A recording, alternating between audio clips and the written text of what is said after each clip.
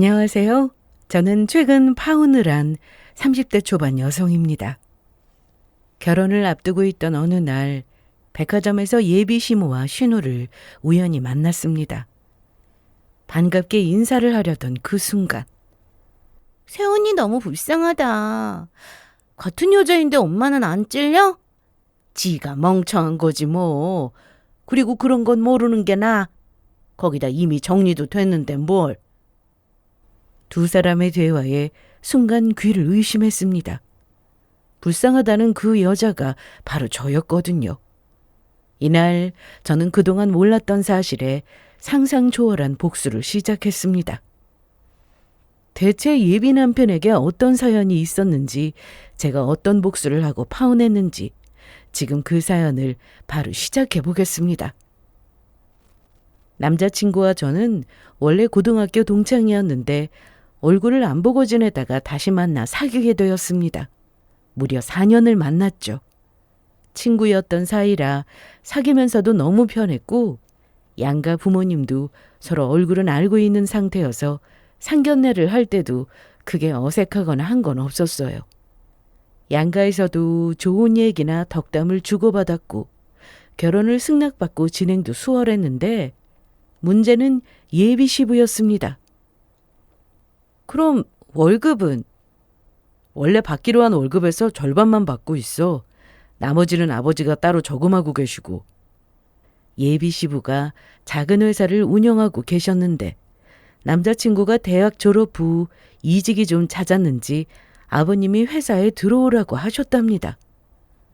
그런데 받기로 한 월급에서 딱 절반만 주고 나머지는 아버님이 관리를 하고 계신다고 했죠. 결혼하면 월급을 제대로 주는 건 물론 그동안 모은 돈까지 다 준다고 하셨다고 들었습니다. 생각해보니 오히려 잘 됐다 싶었습니다. 남자친구도 마찬가지였고요. 처음엔 월급 반만 주시니까 이걸로 뭐 하나 싶었는데 시간 지나고 나니까 그 돈 다 받았으면 내가 모은 건 얼마 안 됐겠다 싶더라고. 아버지 덕에 모은 거니까 잘 됐지 뭐. 맞다. 그런 것 같다. 여기까지는 좋았습니다.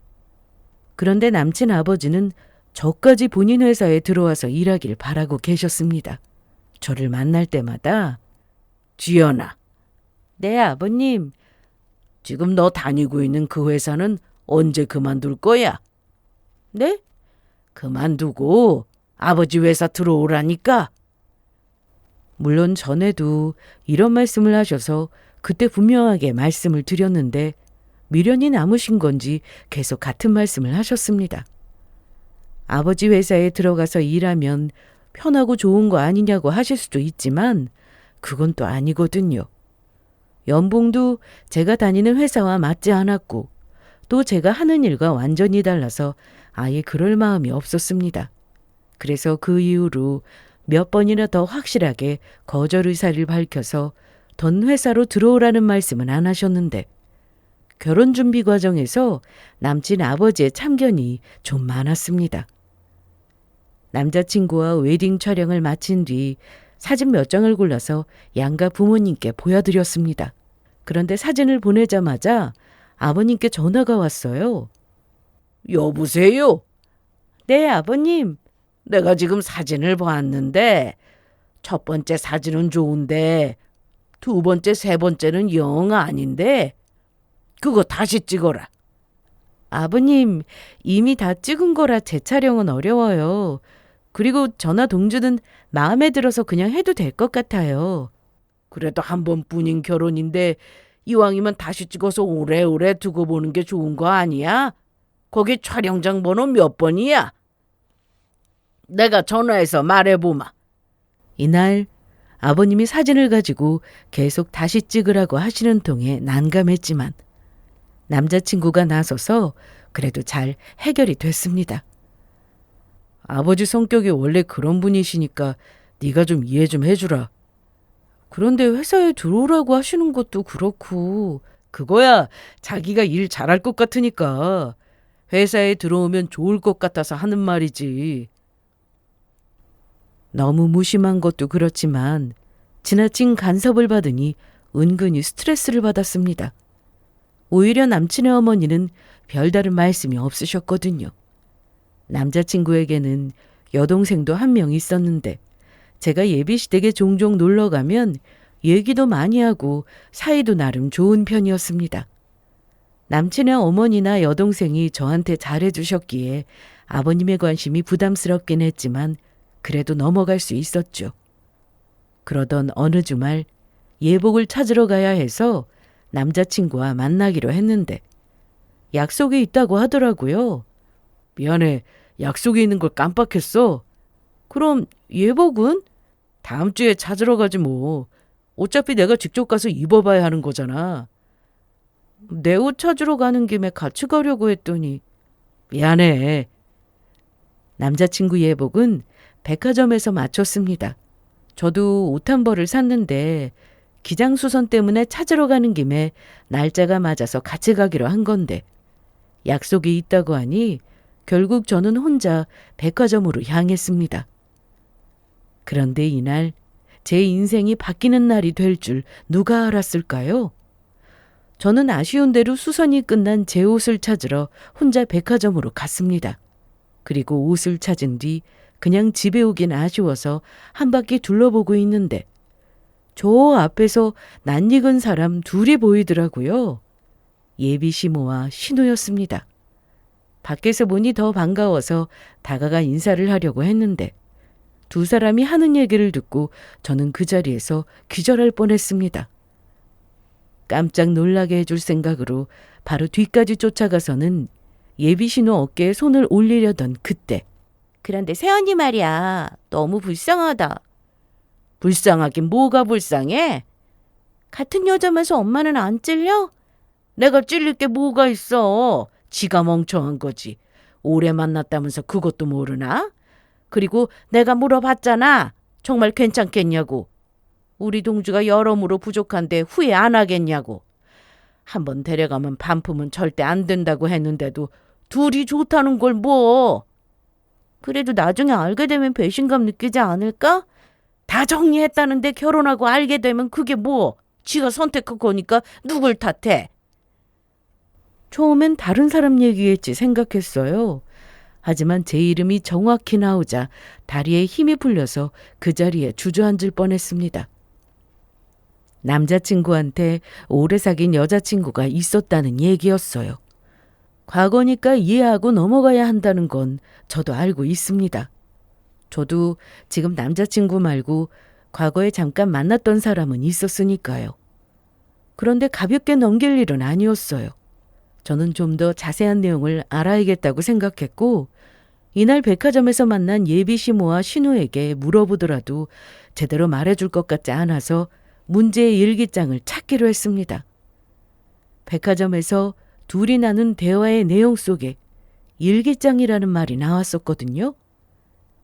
그래도 오빠가 일기장에 매일 쓸 만큼 엄청 대단했는데 어떻게 새언니 만났다고 한순간에 정리할 수가 있지? 아버지 말씀 거역할 수 있어. 시키는 대로 해야지. 암튼 너 괜히 입 나불거리지 말고 조심해. 알았어. 신우가 바로 이런 말을 했기 때문이었어요. 남자친구가 일기장에 쓸 정도로 전에 만난 여자친구를 좋아했다는 건데 그냥 오래 만났다가 헤어진 거라면 저도 굳이 그 얘기를 꺼내서 긁어부스럼을 만들 필요는 없었습니다. 하지만 제가 이렇게까지 분노했던 건 동거를 한 사실 때문이었어요. 거기다 정리했다고 하는 시기가 저와 사귀고 있던 기간과 겹쳤다는 거죠. 이건 문제가 있는 거잖아요. 예비시모는 정리했으니 된 거라고 했지만 저는 느낌이 너무 좋지 않았습니다. 그거 아시죠? 여자의 촉은 정말 무시할 수 없다는 거. 살면서 이렇게 느낌이 안 좋았던 적도 없었는데 그냥 넘기기엔 보통 일이 아니라는 생각이 들었습니다. 저희는 신혼집을 미리 얻었고 거기다 짐을 조금씩 가져다 둔 상태였죠. 가구가 들어오지 않아서 짐들은 박스에 담긴 채 작은 방에 두었는데 혹시나 그 속에 남자친구의 일기장이 들어있지는 않을까 싶었던 저는 급하게 신혼집으로 향했습니다. 그런데 아무리 찾아봐도 없더라고요. 그러면 100% 예비시댁에 있겠다 싶었고 더 시간이 지나기 전에 확인하고 싶어서 이날 바로 예비시댁으로 향했습니다. 남자친구도 약속 때문에 마침 집에 없어서 기회다 생각했죠. 다행히 남친 집에는 아버님만 계셨습니다. 아니, 주연이 네가 어쩐 일이야? 전화도 없이. 그냥 지나가는 길에 들렀어요. 그런데 어쩌냐? 동주는 약속 있다고 나갔고 엄마랑 동이는 백화점에 갔는데. 아, 그래요? 암튼 들어와. 들어와서 기다리면 되는 거지 뭐. 네. 뭐 마실 거라도 주랴? 아니에요. 괜찮아요. 이날 예비 시부는 책을 보며 바둑을 두고 계셨는데 그래서 저한테는 방에 가서 남자친구를 기다리라고 하셔서 자연스럽게 방에 들어갈 수 있었습니다. 전에도 몇 번이나 들어왔던 남친의 방이었지만 여기저기 살펴본 건 이번이 처음이었습니다. 매번 예비시댁 식구들과 거실에서 식사 후 대화를 하는 게 전부였거든요. 그래서 이번 기회를 놓치면 안 되겠다 싶어서 방에 들어오자마자 빠르게 여기저기 뒤졌습니다. 책상 서랍도 다 열어보고 책장 위에 놓여있던 박스도 하나씩 다 열어봤죠. 그런데 없더라고요. 곧 예비시모와 신우도 집에 올 텐데 그럼 찾아볼 수 없으니 서둘러야 했습니다. 너무 답답했어요. 설마 하는 마음으로 옷장 서랍을 열었습니다. 그리고 옷 밑으로 손을 넣어봤죠. 서랍이 총 4개였는데 마지막 서랍을 열고 손을 넣어봤을 때 드디어 손에 잡히는 게 있었습니다. 확인해보니 두꺼운 다이어리였습니다. 제가 찾던 그 일기장이었죠. 그런데 이날 열어보지는 못했습니다. 밖에서 예비시모와 신우의 목소리가 들렸거든요. 급한 대로 가방에 다이어리를 넣고는 방에서 나와 인사를 드렸습니다. 안녕하세요. 저 왔어요.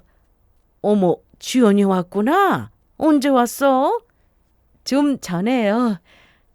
그런데 왜 그 방에서 나와? 내가 동주방에서 기다리라고 했어. 그런데 백화점 가서 뭐 하느라 이제 와? 뭐 하긴요. 간 김에 둘러보고 장도 보고 하느라 늦었죠. 마침 잘 됐다. 너 저녁 먹고 가. 아니에요. 동주만 보고 가려고 했는데 늦을 것 같으니 이만 가볼게요.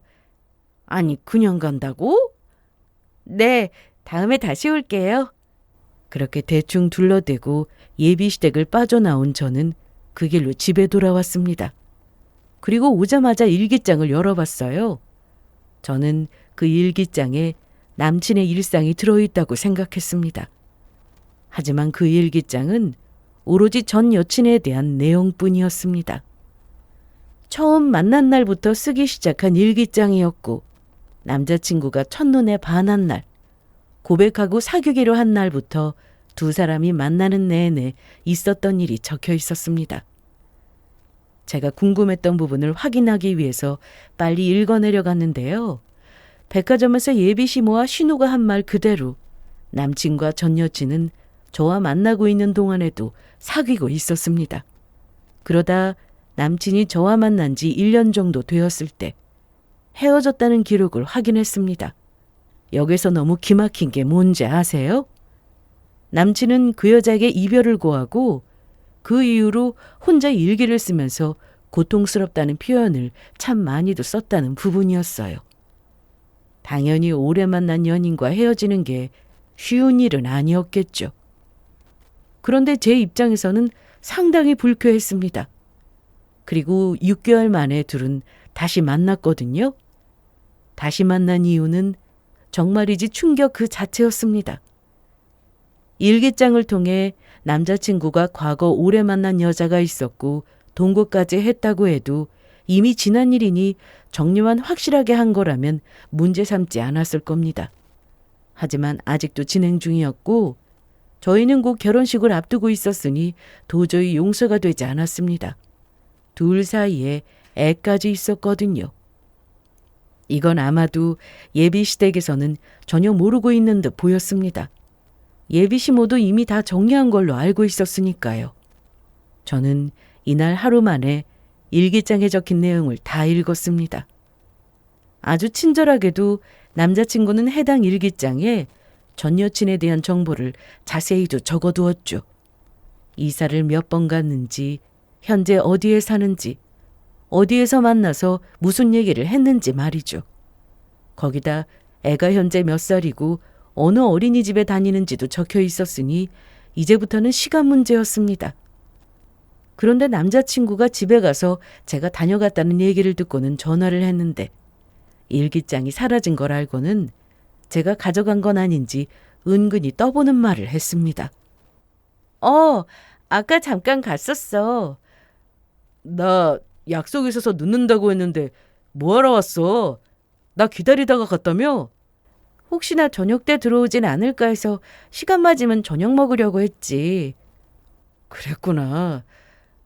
그런데 아까 와서 뭐 했어? 뭐 하긴 너 기다리다 왔지.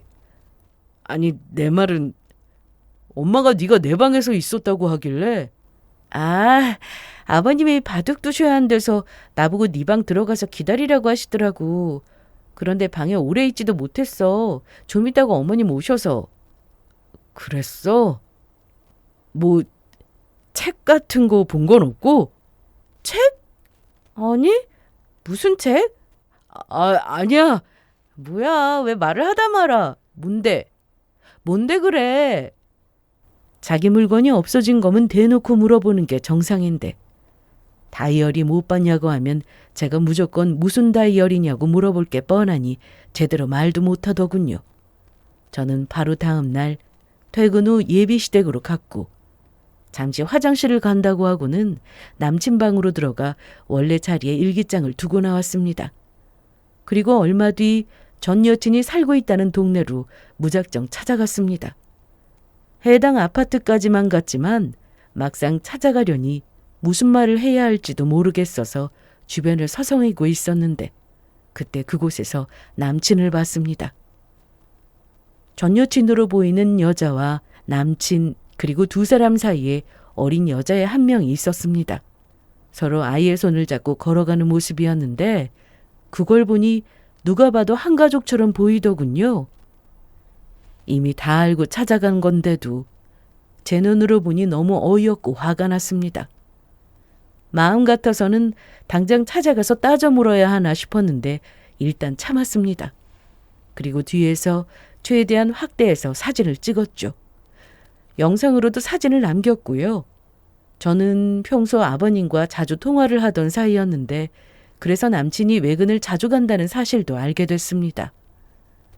점심은 뭐 먹었어? 회사에서 밥은 잘 나와?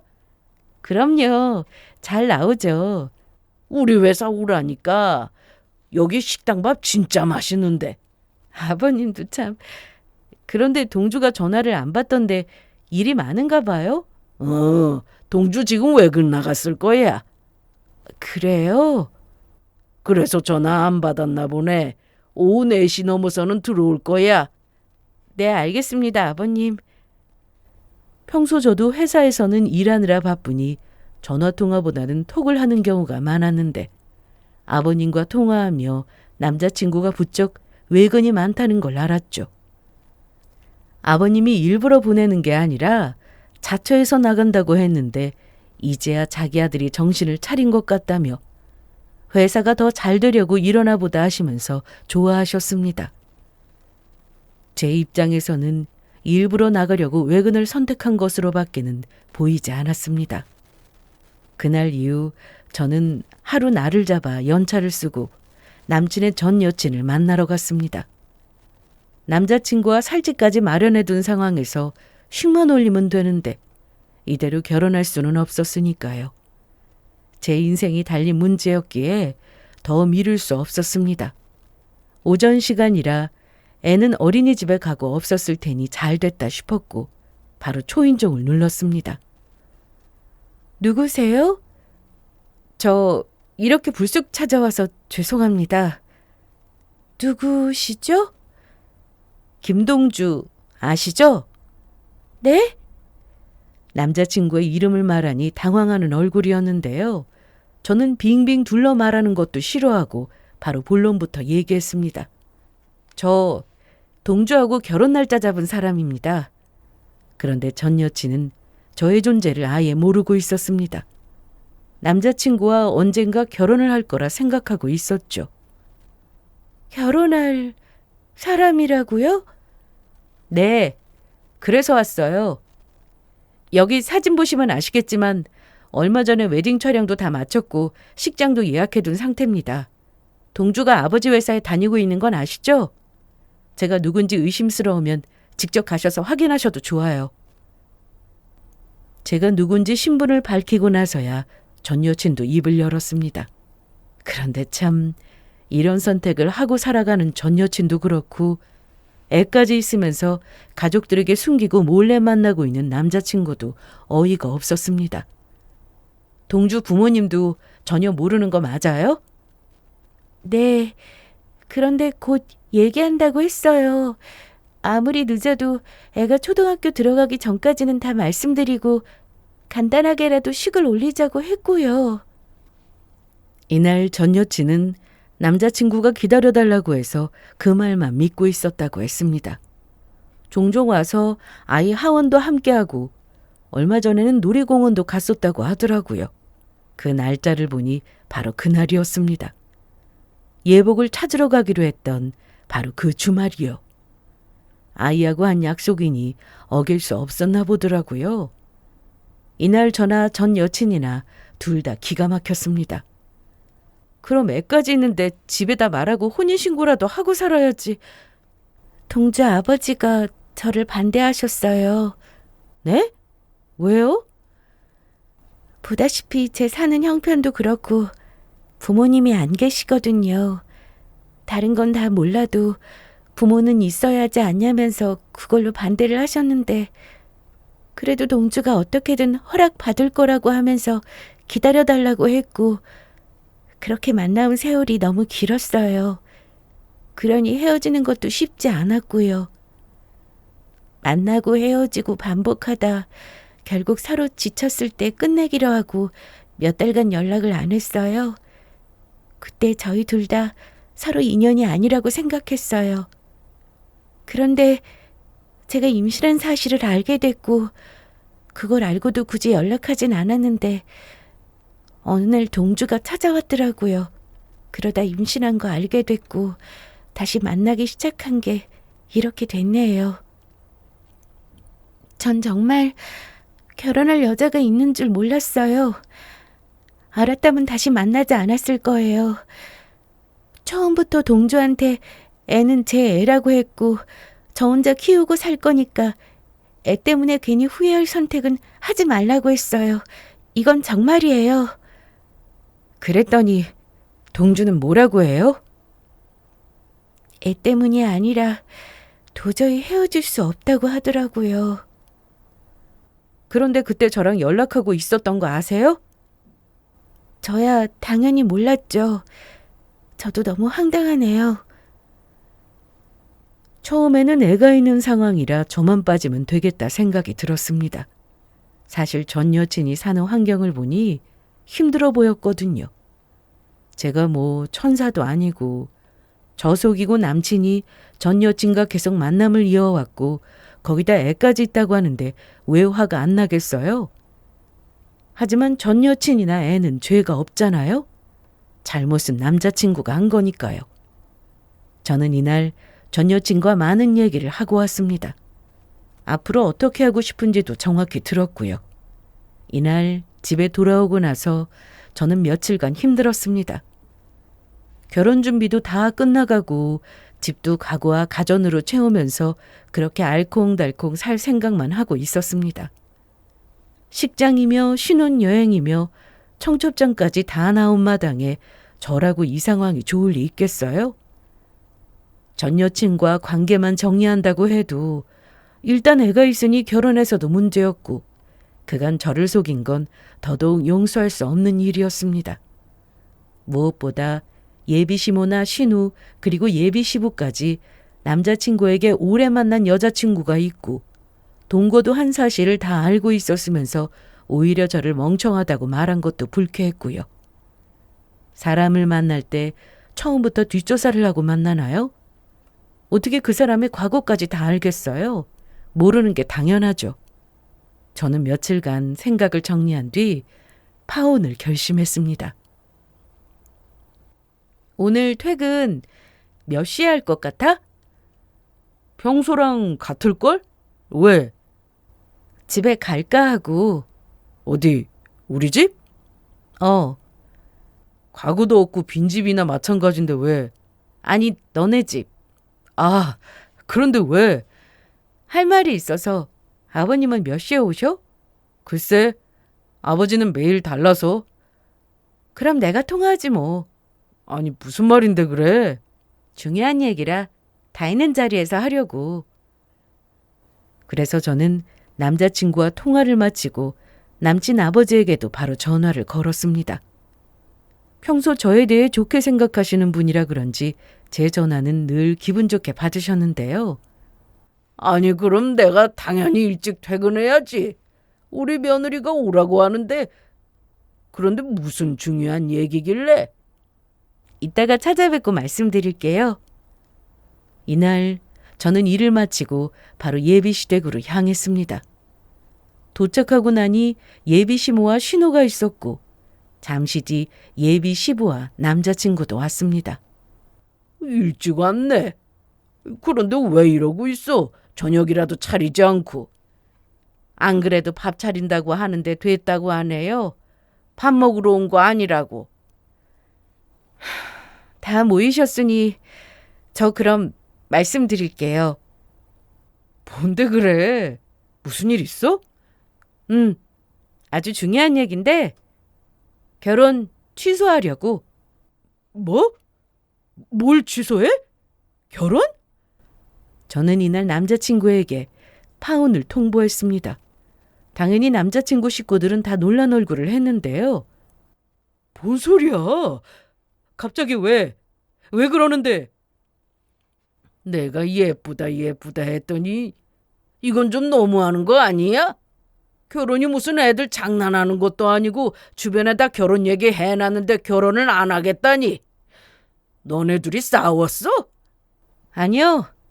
정확히는 이 결혼 못하는 거예요. 그게 무슨 소리야? 알아듣게 말해. 어머님도 아마 잘 아실 텐데요. 내가 뭘 안다는 거야? 동주한테 여자 있는 거요. 뭐? 오래 만난 여자친구에 대해서 잘 알고 계시잖아요. 엄마가 말했어요? 아니야, 나 아니야. 거봐, 나만 빼고 다 알고 있었네. 심지어 동거까지 했다며? 아니, 지연아, 너 어디서 뭔 얘기 듣고 이러는 건지 모르겠는데 오래 만난 건 맞는데 과거잖아. 옛날 일이라고. 그래, 이미 지난 일로 이러는 건 아니지. 이런 일로 파혼은 절대 안 되는 일이지. 둘이 좋다고 해서 허락했는데 지금 와서 이러는 게 말이 돼? 그 긴 세월 동거한 거 속인 건 말이 되고요? 뭐? 너 그거 어떻게 알았어? 아니라고는 안 하시네요? 제가 아무것도 모르고 이 집 아들하고 결혼한다고 하니 제가 얼마나 바보처럼 보였을까요? 그러니 불쌍하다고 하질 않나 멍청하다고 하질 않나 호구짓 한다는 말까지 한 거겠죠. 뭐? 동거? 너 걔랑 동거했어? 언제? 내가 분명히 정리하라고 했는데 나 몰래 동거를 했단 말이야? 예비 시부는 동거 사실은 모르고 있었습니다. 제가 전 여친을 만나러 가서 들은 얘기로는 예비 시부가 전 여친의 배경 조건 때문에 반대를 해서 헤어지라고 직접 찾아와 얘기했다는데 남자친구는 헤어질 수 없었고 그래서 예비 시부 몰래 만나며 동거를 하게 된 거였습니다. 물론 이 사실은 예비 시모나 신우는 알고 있었고요. 그걸 알면서 모른 척 해준 거였습니다. 그러니 이날 예비 시부가 제 말을 듣고 난리가 났는데 나만 모르고 있었던 거야? 어? 당신 말 좀 해봐. 아니 그게 이 사람이 진짜? 아니 넌 우리 동주랑 오래 만나놓고 그것도 몰랐어? 그래서 내가 물어봤잖아. 정말 괜찮겠냐고. 우리 동주가 여러모로 부족한데 후회 안 할 자신이 있냐고. 네, 그러셨죠. 한번 데려가면 반품은 절대로 안 된다고 하셨을 때 농담으로 하시는 말씀인 줄 알고 웃었는데 과거 사귄 여자와 동거까지 했는데 괜찮겠냐고 물으시는 건 줄은 전혀 생각도 못했습니다. 그런데 정리된 일이야. 과거라고. 이미 지난 일인데 뭐 어떡해. 이런 일로 무슨 파혼을 해. 예비시모는 제가 얼마나 놀라고 충격을 받았을지는 생각도 안 하면서 이런 일로 파혼하는 건 절대로 안 된다는 말만 반복했습니다. 당연히 예비시부와 시모는 서로 싸우느라 정신이 없었고요. 제가 더 기막혔던 건 남자친구의 태도였습니다. 다 지난 일이 아니면요? 뭐라고? 지난 일이 아니라 계속 진행 중인 거면 파혼해도 되는 일인가요? 아, 글쎄 정리했다고 몇 번을 말해. 네, 이제 동거는 안 하더라고요. 그런데 애가 있던데 이건 어떻게 설명하실래요? 애도 있는데 파혼 사유 아니라고 하실래요? 애라니? 무슨 소리야? 우리 아들한테 무슨 애가 있어? 동주야, 너 아니지? 지연이 제가 지금 잘못 알고 이러는 거지? 너 똑바로 말 못해? 남자친구는 끝까지 거짓말을 했습니다. 지연이 너 만나기 전에 사귄 여자친구가 있긴 했어. 좀 오래 만났고 그런데 아버지가 반대하셔서 헤어졌어. 정말이야. 헤어졌는데 오래 만난 사이라 쉽게 정리가 되질 않아서 어떻게 다시 만나게 됐는데 애를 혼자 키우고 있더라고. 그래서? 걔가 부모가 없거든. 그런데 나랑 헤어지고 혼자 애 키우고 있는 모습 보면서 괜히 짠하고 안쓰러운 그런 마음 들더라고. 그래서 내가 몇 번 아빠 노릇 해준 거야. 아빠 노릇? 그래. 그렇다고 내가 정말 아빠 행세 했다는 게 아니라 여자 혼자 애 키우면서 아빠 도움이 필요한 순간이 있잖아. 그럴 때만 도와준 거라고. 그게 전부야. 난 너랑 결혼할 건데 애 딸린 전 여친이 뭐가 좋다고 다시 만나겠냐. 안 그래? 너 만나면서 정리했다고. 진짜야. 그리고 사귀는 동안 아버지가 반대하셔서 내가 몇 번이나 헤어지자고 했는데 걔가 거머리처럼 들러붙어서 나도 헤어지기 힘들었어. 오래 만나서 마음 정리하는 게 어렵기도 했는데 그때마다 걔가 나 없으면 안 된다고 해서 그것도 힘들었다고. 그런데도 정리했어. 너한테 동거 사실 말 못한 거 정말 미안한데 아무튼 지난 일이니까 네가 이해를. 저는 이날 남자친구의 무책임한 태도에 너무 열받아서 뺨을 때려버렸습니다. 야! 왜 그러고 사냐? 책임을 져야 할 거 아니야. 나한테도 진심으로 사과하고 용서를 구해야 하는 거 아니야? 내가 뭘 어쨌다고 그래. 솔직히 까놓고 말해서 너는 나 말고 만난 여자 없어? 있어. 그런데 너처럼 그렇게 오래 만난 사람도 없고 동거한 사실은 더더욱 없어. 거기다 몰래 숨겨둔 자식도 없고. 내가 몇 번을 말해. 그 애 내 자식 아니라니까? 그런데 그때 누군가 배를 눌렀습니다. 남친의 여동생이 현관문을 열어줬는데 이날 찾아온 사람은 바로 남친의 전 여친이었습니다. 저도 이렇게 바로 찾아올 줄은 몰랐는데요. 실은 제가 이날 예비시댁에 가서 다 말하기로 한 걸 전 여친은 알고 있었습니다. 그럼 그날 저한테 전화 한 통 해주실래요? 네, 얘기 다 끝나면 연락드릴게요. 궁금하실 테니. 아니요.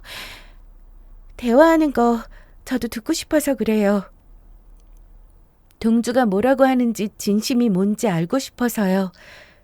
동주가 그쪽에게만 저와 아이의 존재를 숨긴 게 아니라 저한테도 숨긴 거잖아요. 결혼할 여자 있고 결혼까지 할 거면서 저한테는 아무 말도 없었고 조금만 기다려달라고 했으니까요. 저도 동주의 속마음을 듣고 싶어요. 그래서 저는 예비시댁에 들어갈 때부터 이미 전 여친과 전화가 연결된 상태였습니다. 주머니에 핸드폰을 넣고 들어가서 얘기했죠. 그러니 전 여친은 제가 하는 말은 물론 남자친구와 그 가족이 하는 말을 모두 다 듣게 되었는데 저는 전 여친이 예비시대 근처에 있는 줄은 몰랐습니다. 아니면 얘기를 듣다가 열받아서 온 건지 그것까지는 정확히 모르겠지만 갑자기 전 여친이 집으로 오자 남친은 크게 놀랐고 한바탕 난리가 났습니다. 아니, 왜 그래? 아니 너 안녕하셨어요.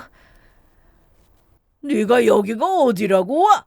내가 다시는 보지 말자고 했을 텐데 돈까지 받아놓고 아직도 찾아오고. 돈이요? 내가 동주편에 너한테 전해주라고 5천만 원 줬는데 돈까지 받고 내 아들 발목 잡는 건 아니지 않아? 이래서 내가 반대한 거야. 부모가 어떤 사람인지 알아야 하는데. 부모님 안 계시는 게 제 탓인가요?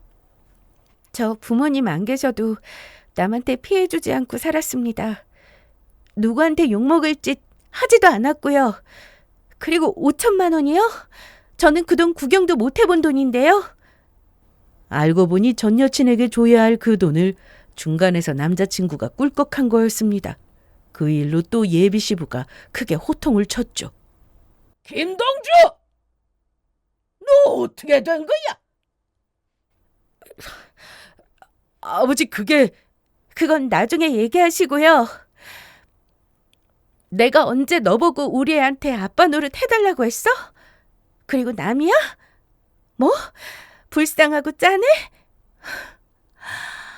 너 없이도 혼자 키우겠다고 모른 척하고 살자고 했던 내 말 기억 안 나? 그리고 그 전부터 헤어지자고 해놓고 툭 하면 찾아온 건 너였잖아. 애 태어나고 내가 다른 사람하고 재혼하는 꼴 못 본다고 계속 기다려달라고 한 것도 너였고, 네가 한결같이 나 찾아와서 하는 거 보고 마지막으로 나도 믿어보기로 했는데 사람을 이런 식으로 기만해? 너는 결혼하고 나는? 결혼해서도 여태까지 그랬던 것처럼 몰래 나랑 우리 애 만나려고 했냐? 완전 쓰레기였네.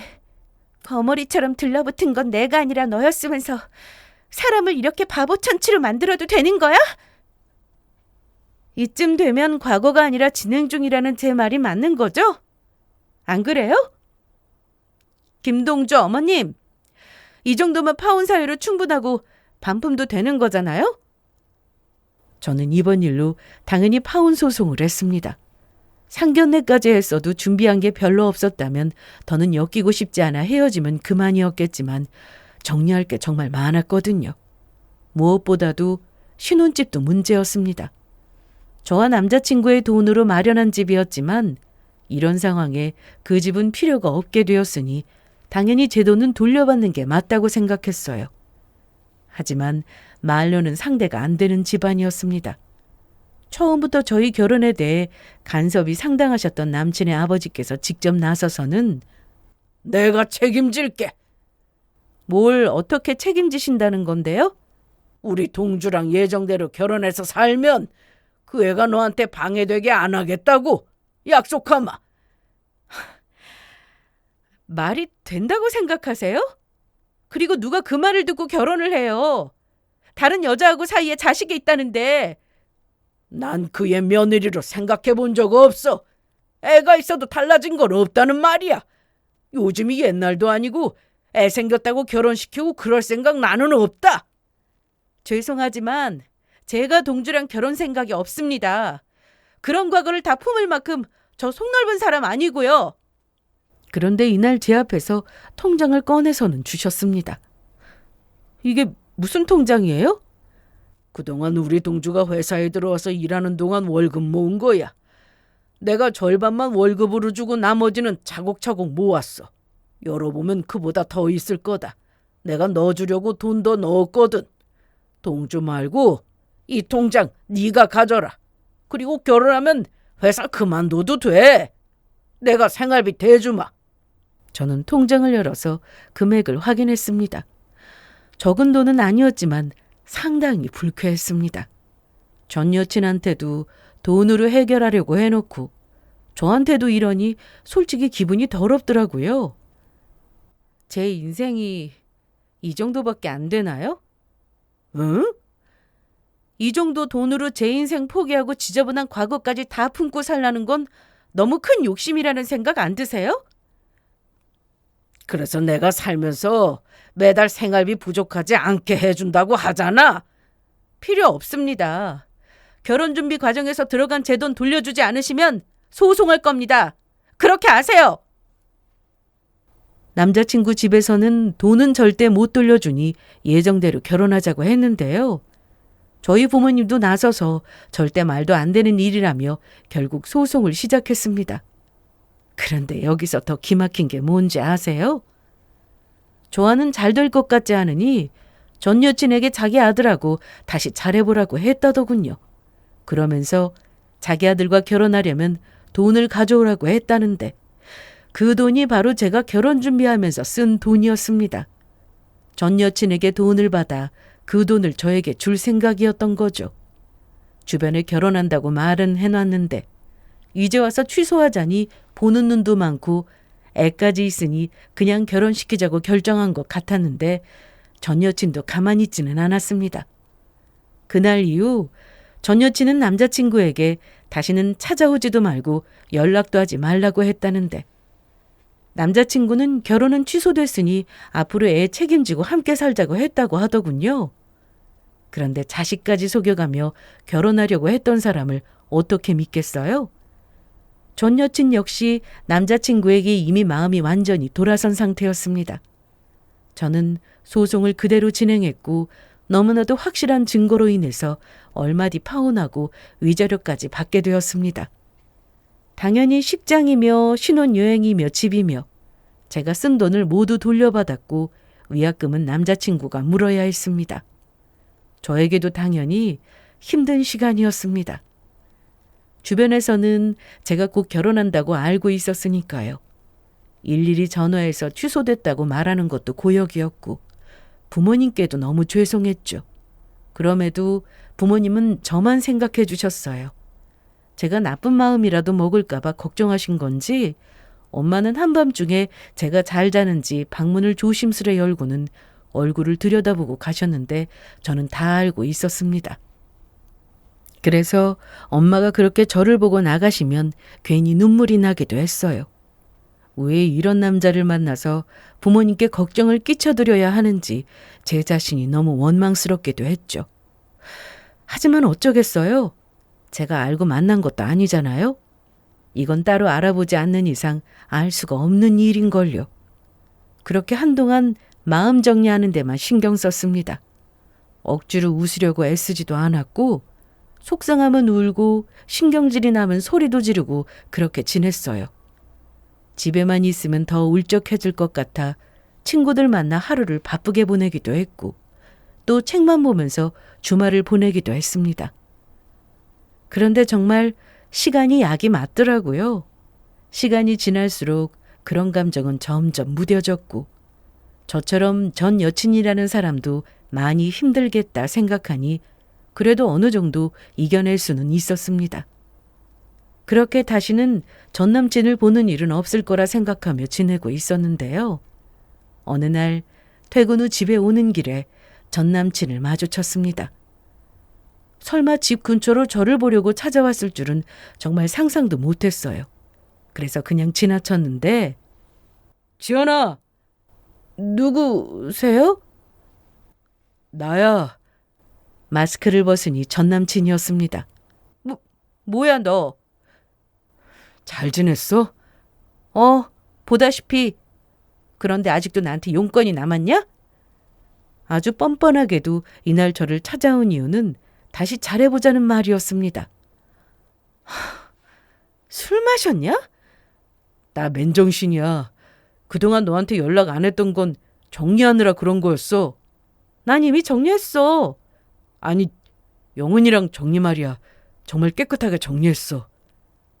저는 무시하고 그냥 가려고 했는데 결국 제 팔을 붙잡은 건 전 남친이었습니다. 이건 와. 못 나. 솔직히 내 과거 아니었으면 나랑 그대로 결혼할 거 아니었어? 그랬겠지. 정리했으니까 된 거 아니야? 야, 제정신이야? 정리? 무슨 정리? 애가 정리가 되냐? 평생 책임져야 하는데 정리라니. 알아서 잘 키운다고 했어. 나한테 다시는 연락하지 않는다고 그랬다고. 나 결혼해서 살면 나타나서 괜히 발목 잡는 일도 없을 거라고 했다니까? 그런데 저는 다 알고 있었습니다. 전 여친과 그날 이후 가끔 연락을 주고받고 있었거든요. 전 남친은 전 여친에게 연락해서 어떻게든 마음을 돌리려고 했었고, 전 여친은 거부하는 상황이라는 걸 이미 저는 알고 있었습니다. 참, 그때나 지금이나 변한 게 없더라고요. 그때도 저한테는 과거 속이고 결혼하려고 했고, 전 여친에게는 기다려달라며 결혼하자고 살자고 했으니까요. 제발 사람답게 살아. 기분은 지키고 살라고. 내가 뭘? 나랑 네 전 여친하고 또 저울질하고 있잖아. 그런 거 아니야. 그리고 내가 분명히 이거 놓으라고 했을 텐데. 대답해 주라. 생각할 시간 달라고 하면 줄게. 하나. 얼마든지 내가 기다릴 수 있어. 둘. 지연아. 셋. 난 분명히 경고했어. 뭐가? 저는 셋까지 말하고는 바로 소리를 질렀습니다.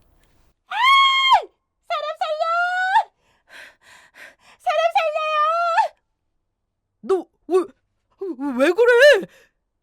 저는 전 남친이 도망가려고 하는데도 일부러 옷자락을 잡고는 놔주지 않고 소리를 질렀습니다. 아파트 단지 입구였기 때문에 제 소리를 들은 사람들이 몰려들기 시작했고, 경비 아저씨들도 오셨는데요. 무슨 일이에요? 여기 이 남자가 제 팔을 잡고 놔주지 않았어요. 경찰 불러요. 아니, 아가씨 얼마나 무서웠어요 그래? 저놈 저거 도망 못 가게 잡아요. 내가 잡았어. 아니 지원아, 저 아는 사람이에요. 이거 놓으세요. 조용히 해요. 어디 할 짓이 없어서 모르는 여자 뒤나 쫓아다니고.